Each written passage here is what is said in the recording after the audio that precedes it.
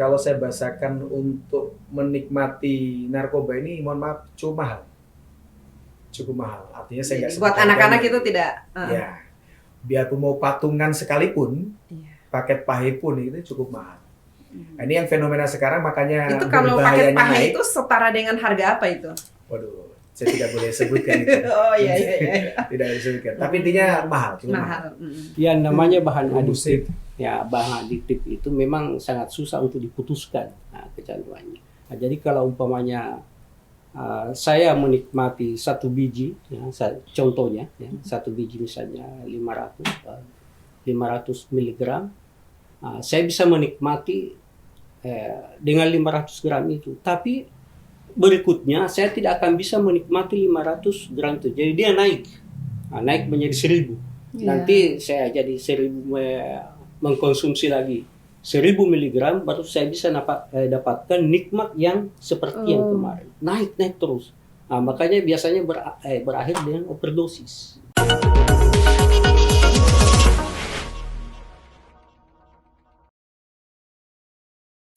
Assalamualaikum warahmatullahi wabarakatuh. Waalaikumsalam. Waalaikumsalam. Jumpa lagi di podcast ini. Kali ini kita temanya agak menarik ya, terkait dengan pencegahan bahaya narkotik ya di Gorontalo. Saat ini sudah hadir Bapak Kombes Pol Witarsa Aji, SIK MH. SIK SHMH. Ya, ini apa kabar, Pak? Alhamdulillah sehat. Ini kali kedua ke sini. Alhamdulillah. Alhamdulillah, iya, panjang umur, masih sehat. Amin, alhamdulillah. Ya. Kemudian dari BNN, subkoordinator pencegahan narkoba dari BNN, Bapak Muhammad Arsyad. Ya, selamat datang di sini, Pak. Iya, selamat datang. Alhamdulillah dalam keadaan sehat. Ya, terima kasih sudah memenuhi undangan kami. Jadi ini dialog sekaligus sosialisasi ya, pencegahan bahaya narkotika dan ya obat-obatan terlarang. Iya. Jadi ini saya akan mulai dari Pak Dir terkait dengan narkoba ini. Jadi memang kemarin kan Pak Dir ini lagi gencar-gencarnya untuk penanaman aren ya sekarang ya, Pak?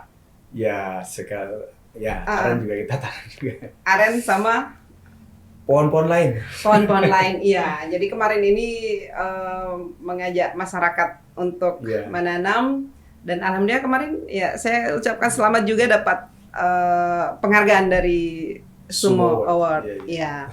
Ini luar biasa apresiasi yang diberikan oleh Yayasan Sumo Foundation. Oleh Sumo Foundation terhadap siapapun yang mau berbuat banyak untuk masyarakat. Iya. Kemudian Pak Muhammad Arsyad dari BNN ini sekarang ini kan Pak, jadi ada persepsi di masyarakat ya. Saya mau bilang juga itu data mungkin juga agak keliru, tetapi ini ada persepsi di masyarakat bahwa Gorontalo itu peringkat kelima pengguna narkoba. Nah, dari BNN ini seperti apa? Apakah memang seperti itu faktanya atau mungkin ada yang lain begitu? Baik, izin Pak. Mari silakan. Saya akan sampaikan bahwa kita di Provinsi Gorontalo ini kita sudah melaksanakan rencana aksi nasional. Rencana aksi nasional itu kita awali pada tahun 2018 ya, Pak. Kita adanya Impres nomor 6. Yeah. Kemudian kita lanjutkan Impres nomor 2 tahun 2020. Rentang waktu antara 2018 dengan 2020 kita memang benar-benar gencar mengaktifkan sampai ke institusi pendidikan, kemudian instansi, kelompok masyarakat dan swasta. Jadi semua stakeholder. Ya, stakeholder. Dan itu memang hasilnya sangat signifikan, Pak. Ketika kita lihat bahwa di tahun survei tahun 2019. Itu provinsi Gorontalo angka prevalensinya itu 1,08. 1,08 ya, bukan 1,8. Bukan. 1,08 ya. 1,08. Di bawah 1,1. Ya. Kemudian sekarang tahun 2021 itu hasil survei nasional malah turun. Nah, ini dampak daripada rencana aksi nasional yang kita laksanakan. Itu menjadi 1,05. Iya. Nah, karena itu tingkat keaktifan kita mungkin tingkat nasional itu dalam melaksanakan program P4GN, itu kita berada pada peringkat 5. Keaktifan Keaktifan, iya. nasional kita. Iya, jangan sampai orang beranggapan bahwa itu peringkat kelima dalam hal penggunaan narkoba. Iya, ini yang harus diluruskan ini sebenarnya. Sampaikan. Karena itu terbukti angka prevalensi kita juga turun. Iya. Betul. Kalau secara nasional itu secara nasional malah naik. Itu dari. Berarti disumbang oleh provinsi lain misalnya. Saya yang kira-kira begitu pengaruh dari wilayah-wilayah lain yang mungkin angka prevalensinya tinggi. Karena dari tahun 2020 itu 1,8 naik menjadi 1,95 secara nasional. Secara nasional, begitu. Jadi ini mungkin disumbang oleh provinsi lain, ada provinsi lain yang mungkin di atas 3. Ya, seperti itu. Iya. Karena ini Pak, dengan adanya informasi atau anggapan masyarakat bahwa memang informasi ini benar, 5 peringkat pengguna narkoba ini nanti orang Polda ini yang dianggap tidak mampu atau tidak melakukan penangkapan atau apa begitu di para pengguna narkoba. Ya, begini Ibu Femi, alhamdulillah kita ketemu lagi. Iya.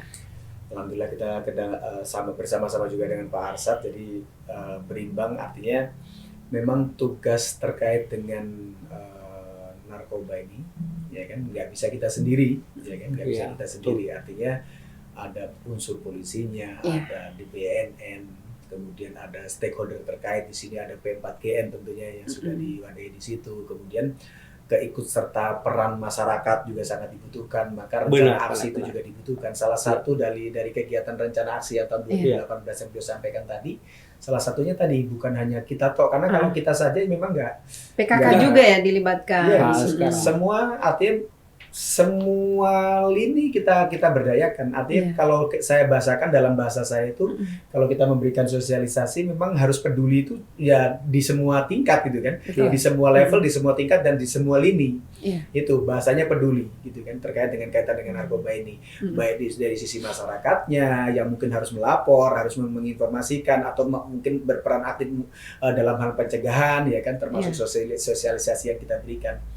Nah, ini alhamdulillah dengan rencana aksi itu kita selalu bersama-sama termasuk dari Kesbang, dari pemerintah. Jadi ini daerah. jalan bersama ini. Oh, harus jalan bersama karena ini memang bukan kerja sendiri. Iya. Bukan kerja sendiri. Kemudian tadi yang disampaikan oleh Bu Femi bahwa ini yang cukup juga menggelitik. Ketika ada informasi nomor 5 pemakaian narkoba nasional gitu kan. Karena kembali berdasarkan data dan fakta ya kan, karena kita memang betul-betul pelaku kan. Dengan adanya, mohon maaf, ini kan kembali hukum supply and demand bermain ya. Hukum supply and demand, ada hukum permintaan, ada hukum penawaran, dan ini tidak terlepas dari itu gitu kan. Artinya ada orang yang meminta gitu kan, dengan di situ pasti tentunya salah satunya ada kebutuhan karena edik, karena ketergantungan dan seterusnya. Tapi kembali ya kan, ketika ada yang menawarkan, kemudian kembali apakah ada uang kan gitu kan. Nah, ini nggak bisa kemudian dipandang satu sisi kok. Nah, itu serangkaian itu harus ini. Nah, kalau kita lihat dari Gorontalo, mohon maaf, artinya kita sudah cukup lama di sini dengan ekonomi Gorontalo dan seterusnya, artinya orang yang sementara mungkin berpenghasilan dengan jagung dan seterusnya atau mungkin tidak mungkin digunakan kalau untuk membeli itu ya agak susah. Nah, kalau kita lihat memang kalau kita di data yang disampaikan beliau itu bahwa di 2018 ya 2019 itu karena memang setelah itu kan di 2020 Covid itu kan. Nah, memang keaktifan dari P4GN dalam hal ini kita, termasuk dari BNN, dari stakeholder yang lainnya, termasuk pemerintahan begitu. Nah itu yang dengan aktifnya, salah satunya keaktifannya, itu masuk ranking 5 kan gitu kan. Dan alhamdulillah dengan keaktifan itu berdampak sistemik kan gitu kan. Salah satunya juga akhirnya dengan program beliau tentang pencegahan, kalau di kita ada kampung tangguh anti narkoba, kalau di sini nanti ada bersinar, tapi prinsipnya sama gitu. Sama. Prinsipnya sama untuk hal itu semua gitu kan. Nah, alhamdulillah kita termasuk kalau di 34 provinsi termasuk yang sedikit gitu ya, paling sedikit. Bahkan kalau terakhir yang di 2019 itu di 27 di antara 34 provinsi. Bahkan kalau di tempat kita sendiri dari sisi pengungkapan kan, dari 34 Polda ini kita termasuk 5 besar ya pengungkapan termasuk yang sedikit, karena memang kembalinya ketika kita mau ungkap dengan teknik dan metode, kembalinya memang seperti itu gitu kan. Artinya memang tidak terlalu banyak juga gitu. Iya, jadi dengan pengungkapan sedikit ini maksudnya memang penggunanya sedikit. Ya, karena saya bilang tadi berdasarkan data bukan berarti tidak ada ya. Bukan berarti tidak ada. Karena memang faktanya kalau di 2021 2021 itu untuk narkoba kita itu dengan jajaran 70 kasus. Kemudian untuk obat berbahaya, karena kita juga nangani yang berbahaya, bahan berbahaya lainnya, obat terlarang, ada kosmetik, ada obat-obatan lainnya, ya kan. Kemudian kita punya ciri khas juga minuman keras gitu kan, minuman beralkohol. Ini yang juga kita tangani juga, Bu. Itu ada 51, jadi totalnya 121. Tapi kalau di Sulawesi Utara jadi souvenir itu, Pak. Itu mungkin lain cerita ini. Iya. Nusa Tenggara. Ada 121. Itu kasus yang jadi kita tangani total di 2021. Ya, total itu narkoba dengan obat-obatan ini. Untuk di sekarang juga kebetulan pas nih, angkanya sama. Sampai dengan saat ini pengungkapan kita di bulan Desember ini 121 juga. Tetapi narkobanya agak berkurang, lebih turun 54 kasus. Kemudian untuk kasus obat berbahaya lainnya itu di 67 kasus. Jumlahnya sama 121. Iya. Ya, tapi yang artinya makin menurun sebenarnya kalau dari pengungkapan kita, semakin menurun kalau dari sisi narkobanya malah. Gitu. Tapi ada juga yang karena laporan masyarakat. Jarang sekali ya. Bukan jarang. Tidak ada. Oh, tidak ada. Apakah karena memang masyarakat tidak berani, atau mungkin bagaimana perlindungan terhadap masyarakat yang melaporkan ini? Jangan sampai mereka justru tidak berani melaporkan karena jangan sampai juga dianggap mungkin sama-sama atau. Ya, sebenarnya gini, kita paham bahwa nanti bisa ditambahin ya Pak ya dari BNN. Justru salah satu dari sisi pencegahan itu kan memang banyak hal yang di teknik dan metodenya ya. Nanti mungkin Bapak yang jelaskan. Kalau dari sisi kita lebih ke sosialisasi. Dari Bapak nanti bisa dijelaskan dari BNN. Tapi prinsipnya sama. Ya kan, salah satunya kalau dari sisi kita mensosialisasikan, biar mungkin tidak bisa secara menyeluruh ya, untuk bisa kita ketemu langsung. Nanti terima kasih undangan Ibu. Moga-moga bisa jadi jalan juga untuk sosialisasi kepada masyarakat. Peran serta masyarakat adalah memang kita sampaikan, salah satunya adalah memberikan informasi, gitu kan. Tetapi kembali kita juga tidak bisa memaksa kan masalahnya kan, tidak bisa memaksa untuk orang memberikan informasi di tengah segitu banyaknya yang kita juga penuh ketidaktahuan kan, bagaimana ada. Nah, rata-rata kalau yang secara kesadaran belum kita temukan sih, belum kita temukan. Iya, melapor sendiri begitu. Mungkin bisa ditambahin dari sisi Bapak. Iya, ntar satu lagi.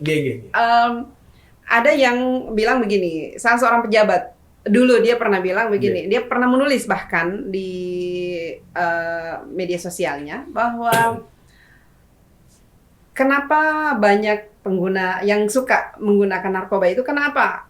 Karena sering disebut-sebut, sering disosialisasikan, akhirnya anak-anak, apalagi anak-anak penasaran, ingin mencoba seperti apa sih narkoba ini. Benar nggak itu?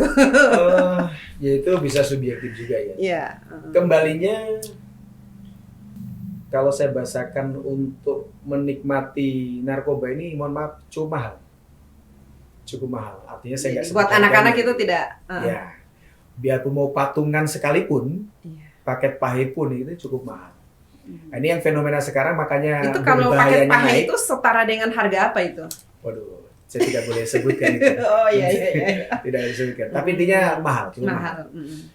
Dan ketika kenapa di salah satu di sini agak jarang ya. Salah satunya tadi di daerah, kalau kita lihat dari ini analisa kita, di daerah yang penghasil atau banyak miras seperti NTT, sini, Gorontalo, kemudian Sulawesi Utara, itu memang kecenderungannya agak kurang. Karena ya, mereka ada pelampiasan.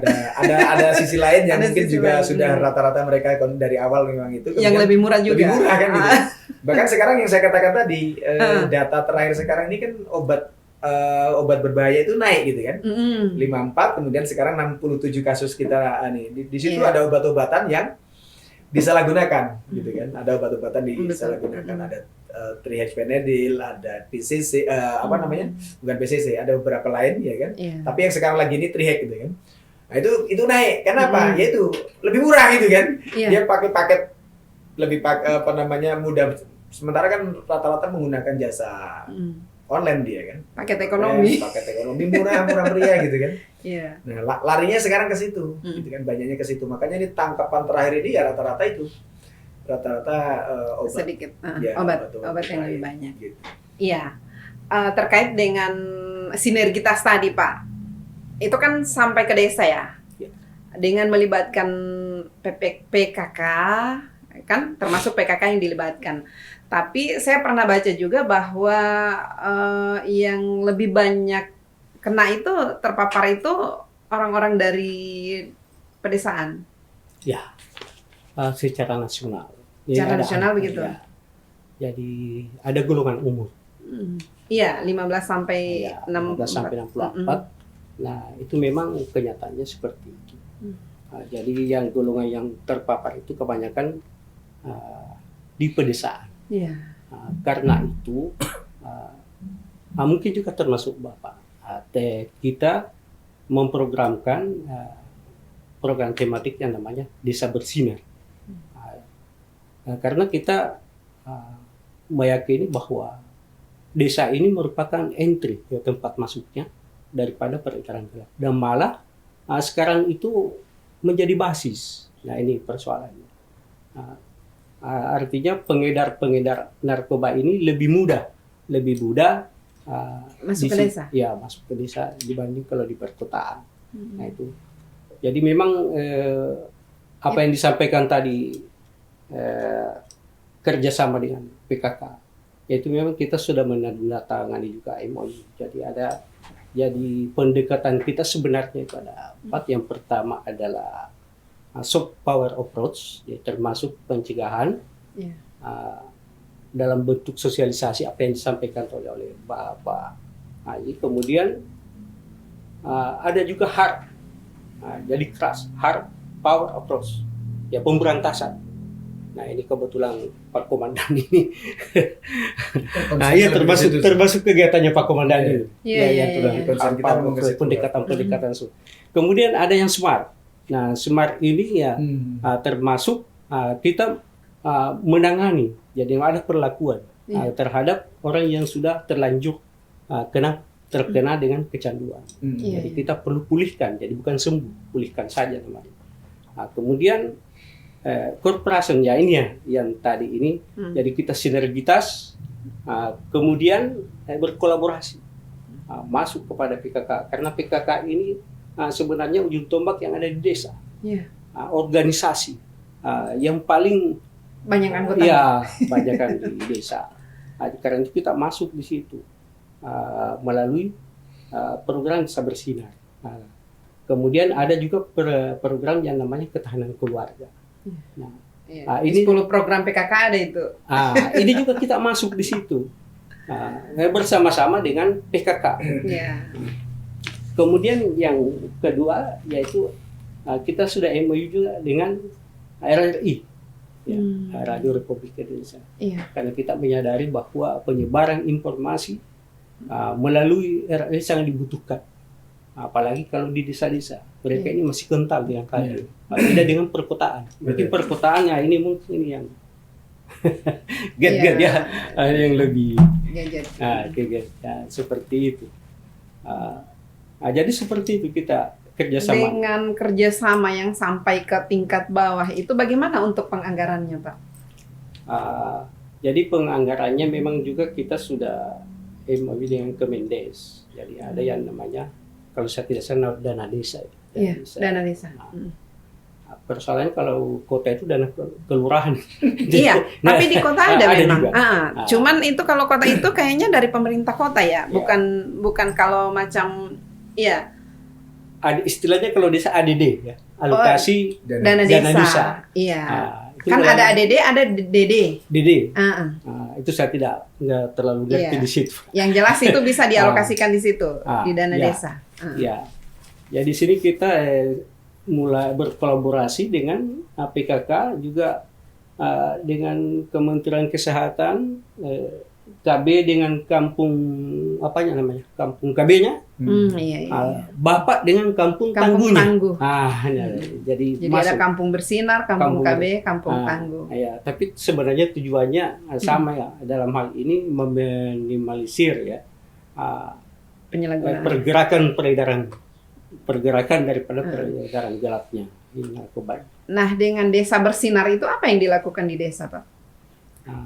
Kita hanya sebatas sosialisasi atau mungkin ada upaya proaktif dari PKK misalnya untuk ada indikasi-indikasi penggunaan narkoba kemudian mungkin didatangi atau apa?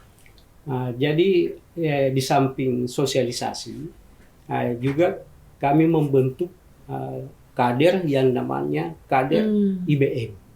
Jadi IBM ini menginformasikan kepada kita sebagai perpanjangan. IBM apa, Pak? Intervensi berbasis masyarakat. Jadi ini kader IBM ini kita bentuk di mana desa-desa yang kita programkan desa bersinar ini. Karena kader IBM ini kerjasama juga dengan kita ini dengan juga kader-kader lain yang ada di desa. Jadi mereka menginformasikan dan juga sudah dilatih. Mereka ini sudah dilatih, Pak. Sudah dilatih penanganan dasar. Jadi mereka dilatih, kemudian setelah itu melaporkan ke wilayah. Kalau di sini kan setiap kabupaten ada BNN. Kalau BNN wilayah BNN kabupaten, tentu di kabupaten. Kalau kota. Jadi per wilayah. Per wilayah, betul. Kemudian Pak, kalau misalnya begitu ada penangkapan misalnya ya, atau ada yang terungkap ya, itu kan apakah yang dipentingkan itu rehabilitasinya atau hukumannya seperti apa? Kembali ada proses namanya assessment. Iya. Jadi assessment itu ada unsur polisinya, ada unsur BNN, ada unsur dokter, ada dari kejaksaan juga, ada unsur medis, medis sudah ya, ada hukum. Di situ kolaborasi tim assessment terpadu itu nanti yang akan melihat, ya kan? Salah satunya informasi, karena kebetulan juga ada kita juga salah satunya dari penyidik, jadi dari awal sudah tahu. Maka memang kembali syarat ketentuan berlaku kan gitu kan salah satunya. Artinya apakah yang bersangkutan ini bisa hanya direhabilitasi, rehabilitasi pun ada yang kaitan medis, ada hukum kan gitu kan. Kemudian kalau memang dia, tapi bukan berarti hukuman tidak ini ya. Tapi kalau memang kembali dari TAT tadi, kembali syarat ketentuan berlaku. Contohnya dia pemakai misalnya ketangkep misalnya cuman 1 kali pemakaian di bawah 1 gram misalnya kan. Kemudian dia bukan residivis misalnya kan. Kemudian bukan jaringan, nah, itu salah satu yang bisa kita rehabilitasi. Kemudian bahkan sekarang ada RJ kan gitu kan, ada RJ gitu kan. Restoratif justice di mana salah satunya tadi unsur-unsur itu terpenuhi. Gitu kan. Kalau memang kita sudah ada beberapa yang kita RJ. Di Polda sendiri ada 3, kemudian untuk di jajaran itu ada sekitar 10 ya. Ada 10 yang kita RJ. Tapi kembali itu ketat juga. Karena apa? Kalau bicara penyalahguna, nanti dari sisi pada saat tim TAT itu tadi, tim asesmen terpadu itu nanti bergabung, nanti bahkan akan ketemu. Yang bersangkutan ini memang betul-betul korban penyalahguna gitu. Atau bukan gitu. Nanti akan kelihatan. Oh, jadi begitu ada penangkapan itu, ini tim terpadu ini yang kayak di penyelenggara pemilu kan ada gakumdu gitu. Itu nanti keterpaduan kita dari sisi itu juga salah satunya mempercepat kalau memang seorang itu memang betul-betul korban penyalahguna ya. Kalau memang kita rehabilitasi, tapi kembali dari rekomendasi dari tim asesmen. Tapi di Gorontalo belum ada ya tempat rehabilitasi. Nah ini salah satu juga kendala yang jadi PR juga gitu kan. Ada satu yang rehabilitasi medis itu di Tambulilato. Oh di rumah sakit Tambulilato. Oh, kan jauh sekali. Salah satunya ya kembali syarat ketentuan berlaku juga karena ada yang sampai misalnya 8 kali, salah satunya 8 atau 9 kali harus direhabilitasi ke sana. Harus rawat jalan misalnya kan. Harus memenuhi program sampai dengan 8 kali misalnya atau 9 kali pulang pergi. Kadang-kadang orang ya butuh energi juga kan namanya saking jauhnya. Ini juga yang jadi bahan diskusi juga antara kita dengan pemerintah daerah gitu kan. Kedepannya kalau nggak salah di Alisabu sudah dijadikan ini ya. Ada sarana-sarana kesehatan yang tertentu memang sudah ditunjuk kerjasama dengan karena kita di sini di Gorontalo kebanyakan rawat jalan ya.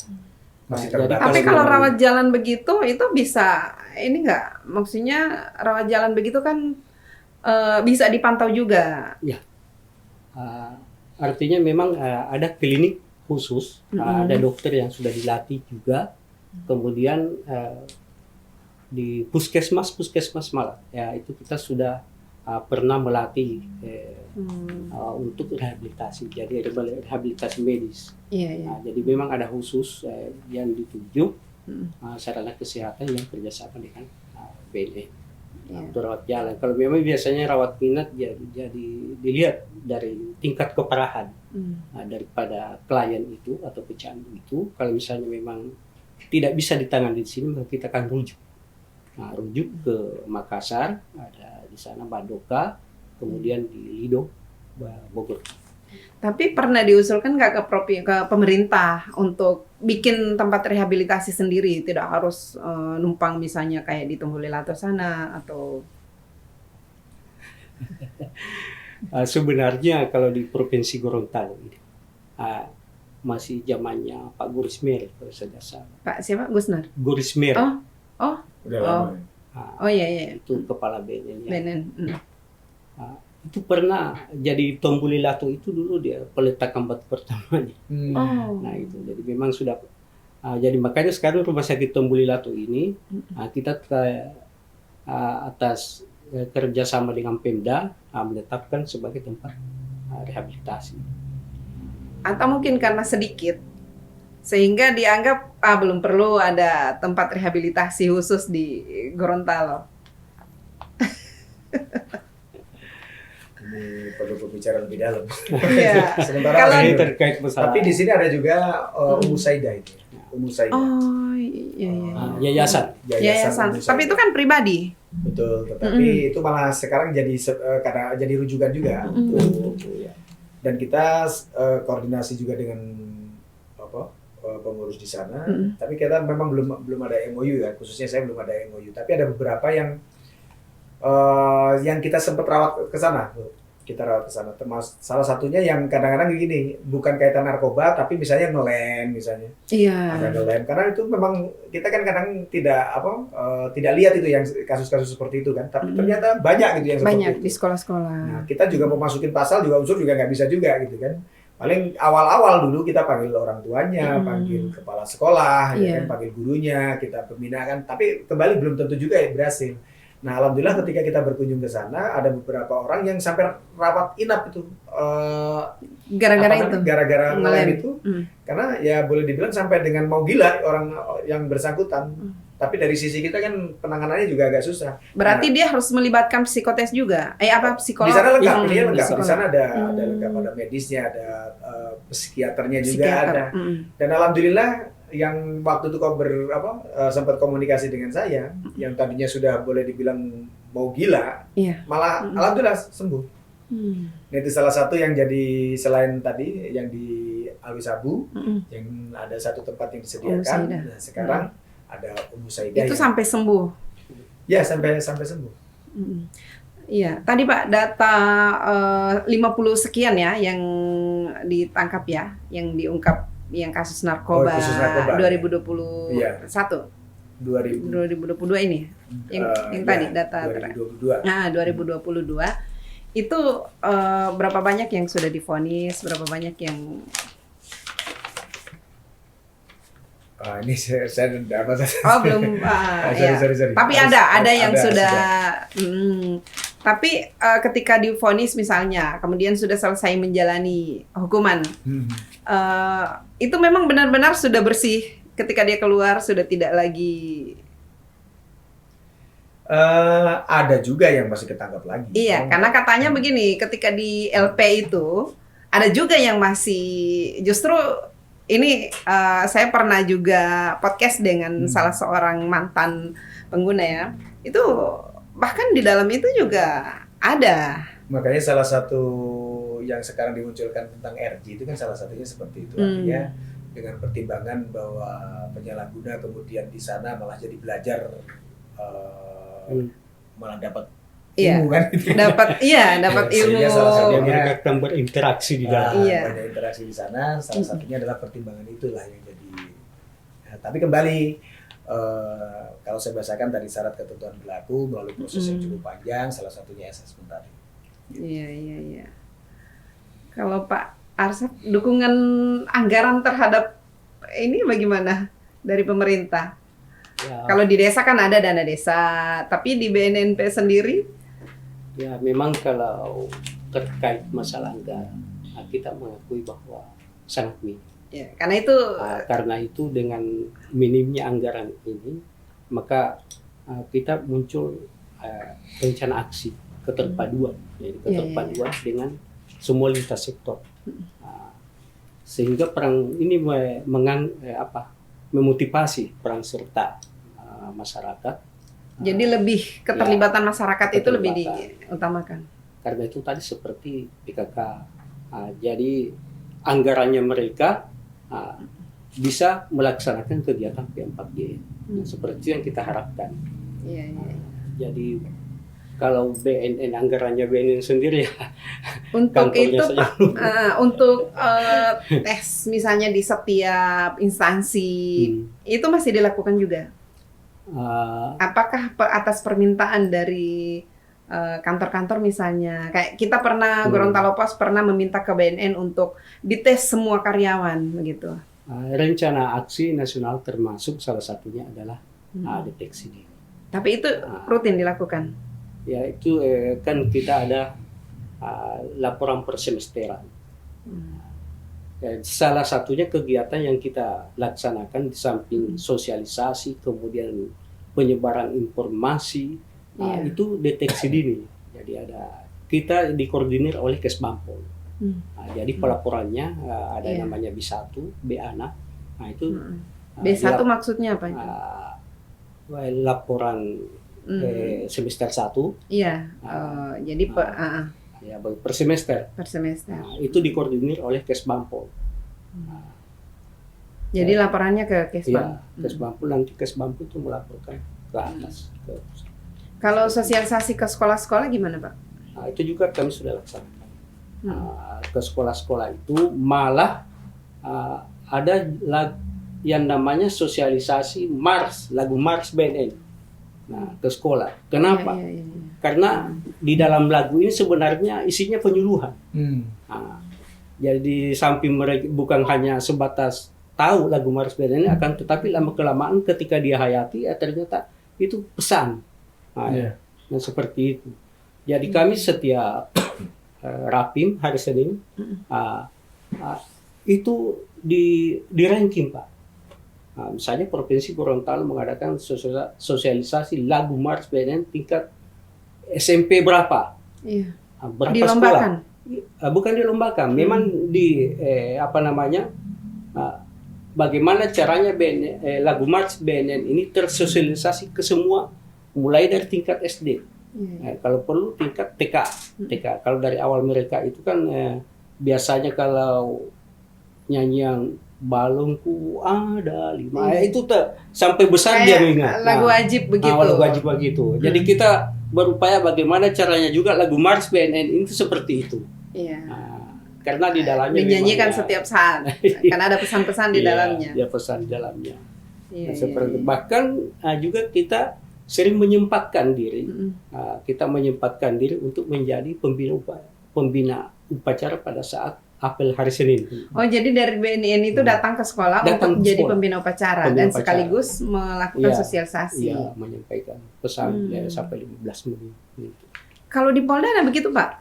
Karena biasanya kan ada juga polisi yang masuk ke sekolah-sekolah itu datang ke sekolah. Jadi gini, terkait dengan sosialisasi di kita khusus ada, tetapi kembali tidak juga bisa kita mengcover secara keseluruhan. Betul. Tetapi ada salah satu metode yang kita pakai adalah, jadi kita ini punya Babin Kamtibmas. Iya. Itu di tersebar desa-desa. di Desa. 700 desa, 360-an Babin Kamtibmas. Nah, berarti mereka, satu Babim Kamtibmas itu ya, ada yang 2 desa, ada yang 2 desa. Ya kan? Nah, mereka yang kita perkuat, artinya sosialisasi mereka memang tugas polisi ini kan cukup kompleks gitu ya. Salah satunya kalau berkaitan dengan itu, ya itu salah satu yang kita bekali.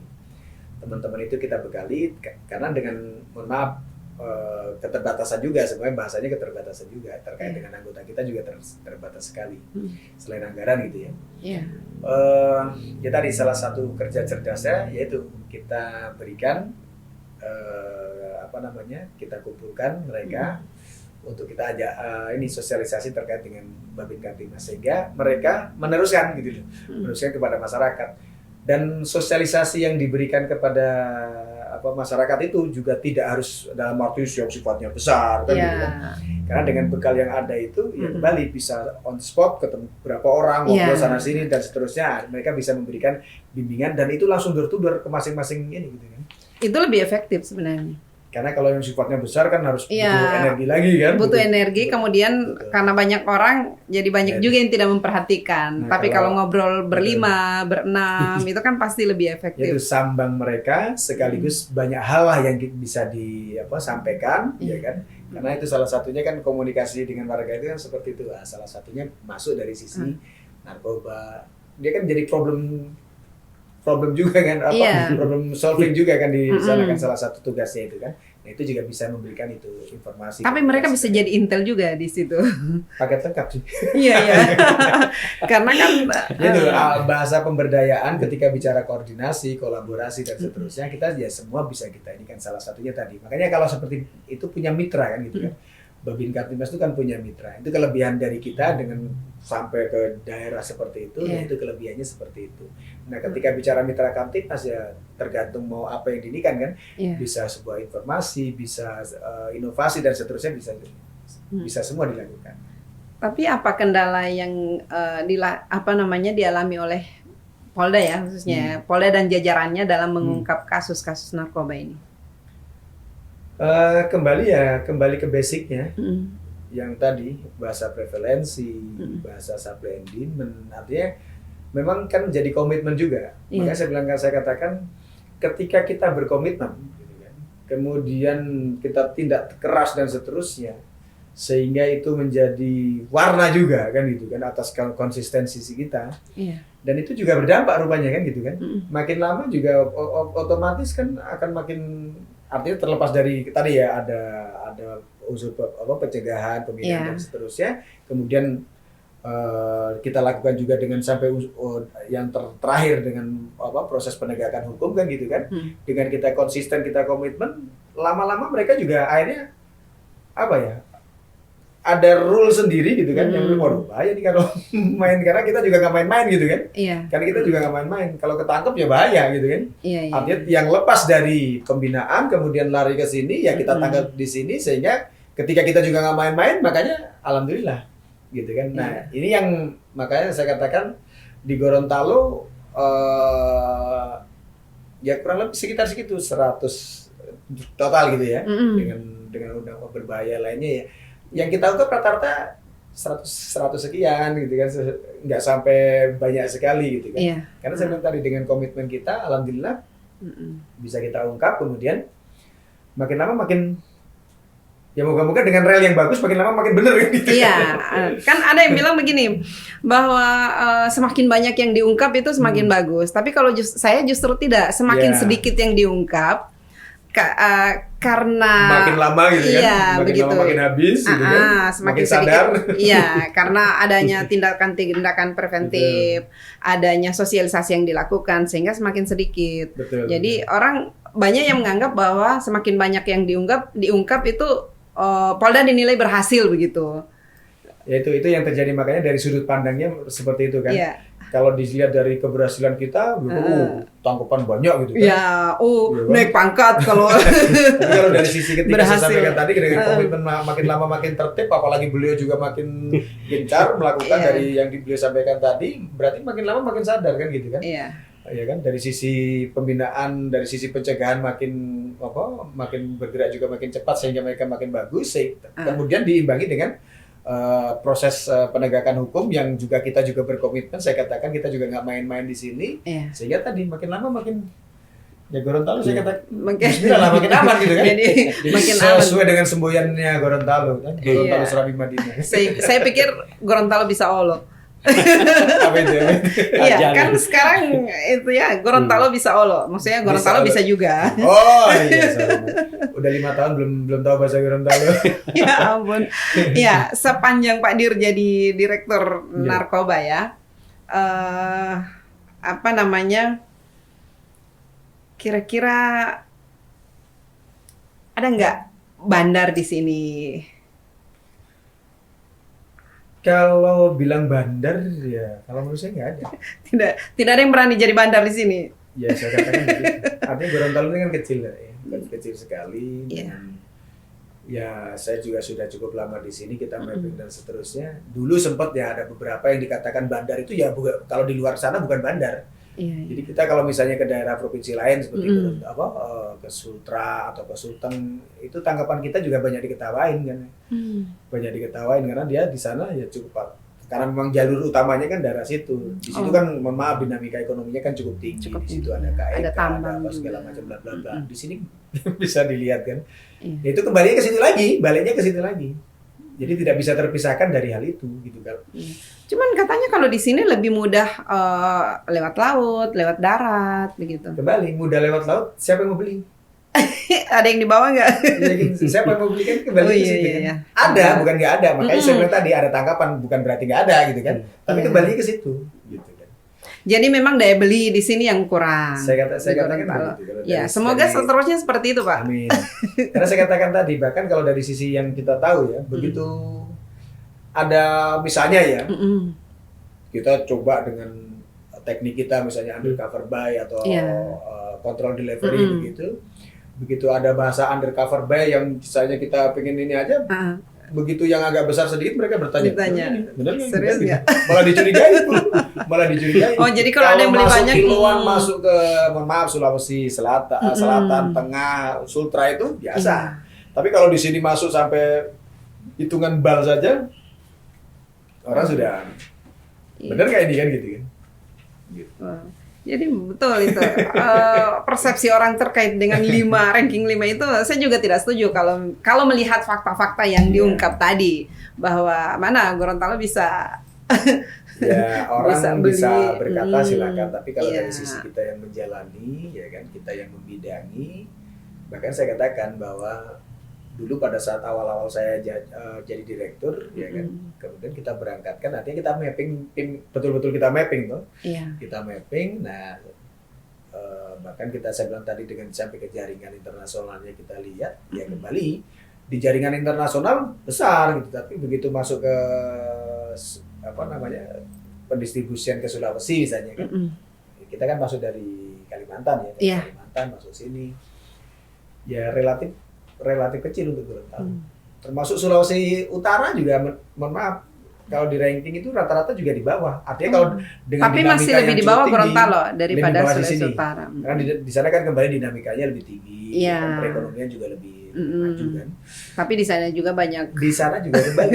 Artinya di sana juga mungkin banyak pilihan, banyak pilihan. pilihan. Ada souvenirnya. Kita tidak bilang tidak banyak miras ya, tapi banyak pilihan. Banyak pilihan.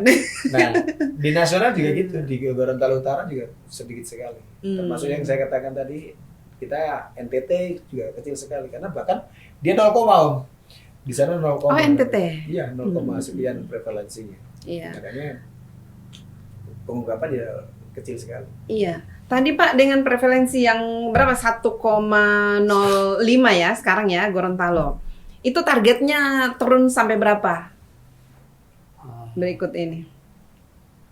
Ada target nggak BNN? Kan, 0,3 turunnya. 1,03 atau 0,3? 0,3. Turunnya atau? Turunnya. Nah, memang kita menargetkan ya lebih sedikit lebih bagus lah, begitu. Nah, tapi nanti lama-lama nggak ada tangkapan, nggak ada ini semua, habis semua sadar semua. Nah, karena ada yang saya ingin jelaskan sedikit terkait dengan penyalahguna. Jadi memang ada yang namanya bahan adiktif. Ya, bahan adiktif ini ada yang non narkotika. Nah, inilah yang banyak yang non narkotika ini seperti apa yang disampaikan oleh obat misalnya seperti lem-lem dan sebagainya. Karena mereka ini mudah didapat.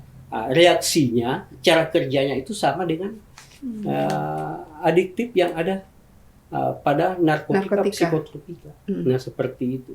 Nah, sehingga orang beranggapan bahwa kasus misalnya dengan kecanduan lem apa segala macam. Nah, memang ada hal-hal yang memang ada yang tertentu juga. Kalau seperti obat-obatan yang dicampur-campur segala macam itu kan tidak termasuk narkoba. Mereka meracik sendiri. Ada alkoholnya, minuman alkohol diracik dengan apa segala macam botol apa segala macam itu yang membuat mereka play. Nah, seperti itu. Jadi kedengarannya kasusnya seperti itu. Juga masuk banyak yang kita rehabilitasi di BNN, rawat jalan. Jadi yang kebanyakan direhabilitasi yang kasus seperti itu, yang bukan bukan narkotika, tapi yang obat-obatan seperti tadi. Itu dari kan ini anak-anak misalnya ya, sudah biasa mengkonsumsi itu. Ada tidak yang dari situ kemudian dia lari ke narkotika? Ya, itu pintu masuk. Jadi karena yang namanya tapi mungkin kembali lagi ke tidak ada. Yang namanya bahan adiktif. Ya, bahan adiktif itu memang sangat susah untuk diputuskan kecanduannya. Karena itu dia sifatnya toleransi. Jadi bertahap. Jadi kalau umpamanya saya menikmati satu biji, contohnya, satu biji misalnya 500 mg, saya bisa menikmati dengan 500 gram itu. Tapi berikutnya saya tidak akan bisa menikmati 500 gram itu. Jadi dia naik menjadi 1000. Nanti saya jadi 1000 mengkonsumsi lagi 1000 mg, baru saya bisa dapatkan nikmat yang seperti yang kemarin. Naik terus. Nah, makanya biasanya berakhir dengan overdosis. Nah, seperti itu. Overdosis ini kan justru berbahaya. Jadi sifatnya toleransi. Jadi bahan adiktif seperti itu. Kalau di BNN datanya Pak yang direhabilitasi itu boleh berapa orang Pak? Itu datanya kebetulan saya 2000 tahun ini 209 orang. Ya, tahun 2021. Itu usia berapa? Itu bervariasi. Tapi lebih banyak anak-anak SMA, SMP? Iya. Bervariasi. Ada yang memang yang putus sekolah rata-rata. Ada juga yang usia sekolah. Iya. Sangat sedikit usia-usia yang sudah 60. Iya. Jadi lebih banyak ke anak-anak remaja ya. Iya. Oke. Iya. Mungkin ada terakhir ini apa yang mau disampaikan ini terkait dengan penyalahgunaan narkoba ini. Ya kalau dari saya melihatnya gini, kembali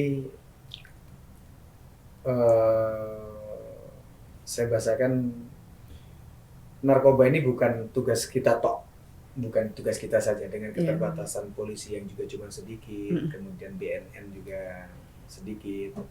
Kembalinya memang harus bahasa saya yang saya ucapkan di depan bahwa kepedulian dari seluruh stakeholder maupun termasuk pemberdayaan masyarakat ini yang jadi sangat penting untuk sama-sama ya kembali dari penting bahayanya narkoba, kemudian saling ingat mengingatkan dan seterusnya, kembali dari sisi apa, dari segala lini saya katakan tadi, dari tingkat rumah tangga. Jadi harus dikeroyok ini, narkoba ini harus dikeroyok. Rumah tangga, kemudian di sekolah, dari lingkungan dan seterusnya. Ini memang yang salah satunya yang programnya beliau tadi, itu yang harus digelorakan ya, sehingga betul-betul nanti ya makin lama makin nggak ada gitu kan, keberhasilannya bukan masalah di penangkapannya banyak kemudian dianggap itu berhasil, bukan, makin lama memang makin nggak ada gitu kan. Itu yang harapan kita seperti itu. Nah, satu katanya tadi harus kita ciptakan kepedulian di seluruh lini. Cara saya itu sih. Kalau Pak Arsad gimana? Kalau saya apa sudah sebagian disampaikan, jadi sederhana saja, mari kita bersama-sama perangi ya penyalahgunaan. Jadi perangi penyalahgunaan dan peredaran gelap narkoba, war on drugs. Istilahnya war on drugs. Kemudian ya speak up, never let up. Iya, jadi harus speak up. Iya. Oke, terima kasih. 1 jam kita ya. Iya. Ya, terima kasih atas kehadirannya di sini. Semoga ini bermanfaat, merupakan salah satu bagian dari kita ambil bagian untuk melakukan sosialisasi kepada masyarakat. Bagaimana semua bahu-membahu, semua mengeroyok ini, keroyokan untuk menangani ini, dan insya Allah semakin turun. Karena tahun kemarin sudah turun, semoga tahun berikutnya juga lebih turun lagi. Amin. Ya, sekali lagi terima kasih atas kehadirannya di sini. Assalamualaikum warahmatullahi wabarakatuh. Waalaikumsalam warahmatullahi wabarakatuh.